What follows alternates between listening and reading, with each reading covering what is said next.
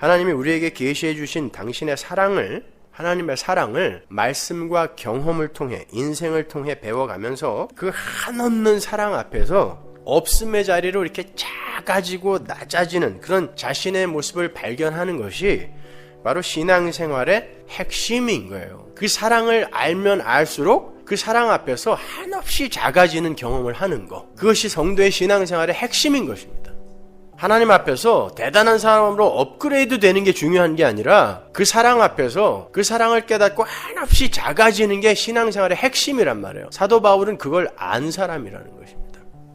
원래 바울 사도의 이름이 사울이라는 건 우리가 잘 아는 사실이죠. 근데 왜 굳이 그의 이름이 그의 사역 현장에서 바울로만 불려야 하는 것인지 여러분 궁금하지 않으세요? 바울은요, 자신의 서신에서 단 한 번도 자신의 이름을 사울로 표기하지 않았어요. 사울이라는 이름이 나쁜 뜻이 있어서 그런 거 아닙니다. 사울은 히브리식 이름이고 바울은 로마식 이름이에요. 그런데 굳이 바울이라는 이름만 써요. 아울러 그 바울이라는 이름으로 항상 자신의 편지의 맨 처음을 시작해요. 헬라어 원어로 보면요, 고린도 전후서, 갈라디아서, 에베소서, 빌립보서, 데살로니가 전후서, 디모데 전후서, 디도서, 빌레몬서, 이게 전부 바울 서신서거든요. 하나도 빠짐없이 지금 제가 다 들어드린 거예요. 그 바울 서신서의 시작이 전부 파울로스, 바울이에요. 개역 성경은 이러저러한 모양으로 번역을 해놨지만 헬라어 원어 성경은 바울 서신서의 시작이 전부 파울로스예요. 바울 이렇게 시작해요. 바울이 잘난 척 하려고 그런 걸까요? 바울은 그의 모든 편지를 파울로스로 시작을 함으로 해서 마치 모든 편지의 내용을 파울로스라는 한 단어로 축약을 하고 있는 것처럼 편지를 써요. 그의 편지의 구조는 전부 내가 지금부터 설명할 예수 그리스도의 복음은 파울로스다, 이런 뉘앙스를 풍겨요. 그래서 파울로스로 시작한단 말이에요. 바울. 반면에 베드로의 서신이나 요한의 서신이나 유다의 서신 등은 바울의 서신과는 전혀 다른 구조로 시작이 돼요. 그렇다면 바울이 그의 서신을 항상 파울로스라는 단어로 시작할 때에는 어떤 이유가 있다는 것을 우리가 추론해 볼 수 있는 거예요. 우리가 그 이유를 올바로 추론해 볼 수 있는 중요한 키가 다메섹 도상에서 예수님이 바울을 부르시는 사건 속에 들어가 있어요. 여러 군데에 나오는데 다메섹 도상에서 예수님이 바울을 뭐라고 부르죠? 사울아 라고 불러요. 근데 그것도 두 번, 사울아 사울아. 근데 바울이 그 일을 회상할 때는 항상 사울아 사울아 라고 자기 이름을 대요. 그때만 유일하게 예수님이 나를 사울아 사울아 라고 부르셨는데 나는 파울로스다 이렇게 이야기해요. 바울은 유일하게 예수님과 예수 믿는 자들을 핍박하고 있던 시절에 자신을 묘사할 때만 자신의 이름을 사울이라 그래요. 왜냐하면 예수님이 자기를, 구원받기 이전에 자기를 사울이라고 부르셨기 때문에 자기도 사울이라고 쓰는 거예요. 바울은 날 때부터 로마 시민이었습니다. 따라서 바울이라는 이름은 로마식 이름이니까 바울이라는 이름은 날 때부터 바울이 갖고 있던 이름이었어요. 저희 큰아들 이름이 영민이, 저슈아 이렇게 두 가지인 것처럼 미국에서 태어난 아이들이 한국 이름, 미국 이름을 동시에 갖고 있는 것처럼 그는 히브리 사람이었지만 로마에서 태어나면서 로마 시민권자가 되면서 이름을 두 개를 갖고 있었단 말이에요. 사울, 바울. 그리고 로마 시민은 이름이 세 가지가 있었는데 그 중에 하나가 바울이에요. 그 이름만 썼어요. 딴 이름은 안 썼어요. 왜 굳이 세 가지의 이름이나 있었는데도 로마식 이름의 표기, 왜 바울이라는 이름만 썼을까? 자, 그러면 일단 사울이라는 이름의 배경을 한번 추적해 보자고요. 바울은 어느 지파 사람이죠? 베냐민 지파 사람이죠.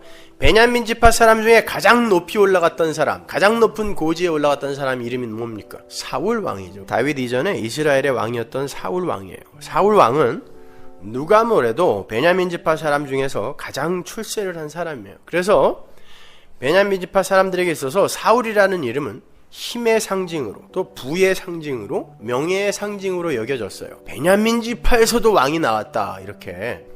그건 이스라엘의 역사서에서도 입증이 된 거예요. 베냐민 지파 사람들의 이름 중 가장 인기 있던 이름이 사울이었어요.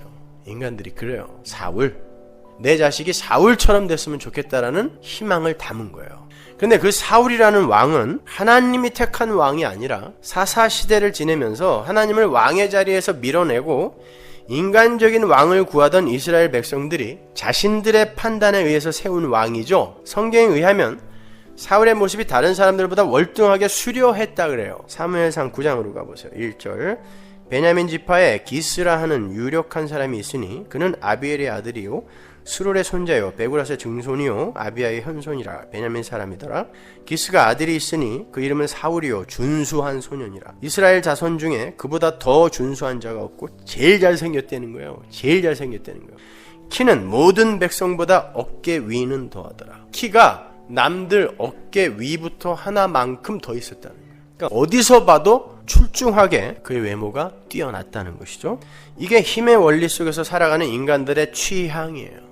키가 어깨 위로 크다라는 말은 당시 이스라엘 사람들이 흔히 쓰던 관용어로서 외모뿐만이 아니라 성품이나 능력에 있어서도 아주 뛰어난 사람을 가리키던 말이었어요. 그게 키가 어깨 위로 하나 더 크다라는 관용어로 표현이 됐단 말입니다. 힘의 원리 속의 죄인들은 그런 자들을 훌륭하고 뛰어난 사람으로 판단을 하고 정의를 내리죠. 그리고 닮고 싶어 해요. 그리고 그런 자들을 왕으로 삼고 싶어 합니다. 힘의 원리는 인간의 가능성과 인간 자체의 가치를 중요하게 여기는 인본주의 속의 그 힘의 원리이기 때문에 강력한 힘과 능력과 지혜 그리고 수려한 외모를 힘과 가치로 여기기 마련이기 때문이에요. 그래서 여자들은 아주 화려한 외모로 폭력을 행사하기도 해요. 엄밀히 말해서 여자들의 외모는 힘입니다. 그래서 다들 그렇게 그냥 뜯어 고치고 피고 난리를 피는 거예요. 힘이기 때문에. 그래서 베냐민 지파 사람들이 사울이라는 이름을 선호했던 거고, 바울의 부모 또한 바울이 그러한 자로 자라주기를 기원하는 마음에서 사울이라는 이름을 주었을 거예요. 실제로 바울은 자신의 열심과 노력으로 하나님을 섬기려 했던 사람이에요. 사울로서의 삶을 충실하게 살아내었던 거예요. 나라는 존재는 이런 가치 있는 자가 되어야 돼 하고 열심히 살았단 말이에요. 그게 사울들이에요. 빌립보서 3장 5절 보세요.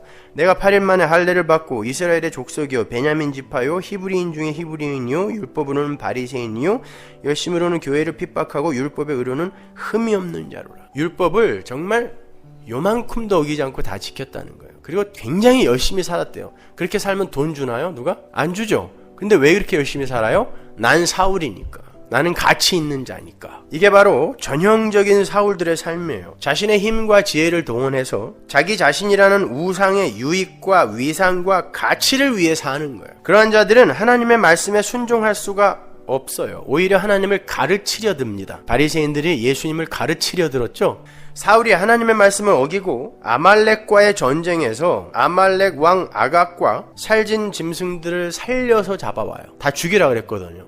그리고는 자기가 그렇게 한 이유를 근사하고 장황하게 떠벌립니다. 전쟁법이나 인간의 도의에 의해서도 그렇게 다 진멸할 필요는 없다는 거죠. 그리고 살진 짐승들은 하나님 드리려고 가져왔다는 거예요. 제사 지내러 가지고 왔다라는 거예요. 어때요? 그의 말만 들으면 하나님이 무식하고 잔인하며 생각도 없는 분이 되고, 사울이 오히려 똑똑하고 현명하며 인정도 있는 사람이 되는 거죠. 마치 맏아들이 타향자를 받아들인 아버지를 가르치려 했잖아요. 당신 그렇게 살면 안 된다고, 그죠? 아버지의 말을 한 번도 어긴 적 없는 그 율법주의자가 아버지를 탄핵한다니까요. 가르친단 말입니다. 그게 은혜를 모르는 인간들의 선이에요. 가짜 선. 그건 자기 의라고 하는 거예요. 하나님은 그 사건으로 사울을 왕의 자리에서 폐위시켜버려요. 인간은 하나님과 그분의 말씀 앞에서 순종하고 복종해야 하는 존재이지, 자신의 힘과 지혜로 하나님의 뜻을 넘어서서 기특한 일을 하는 존재가 아니라는 걸 확실하게 보여주는 거예요. 순종이 제사보다 낫다라고 이야기하잖아요.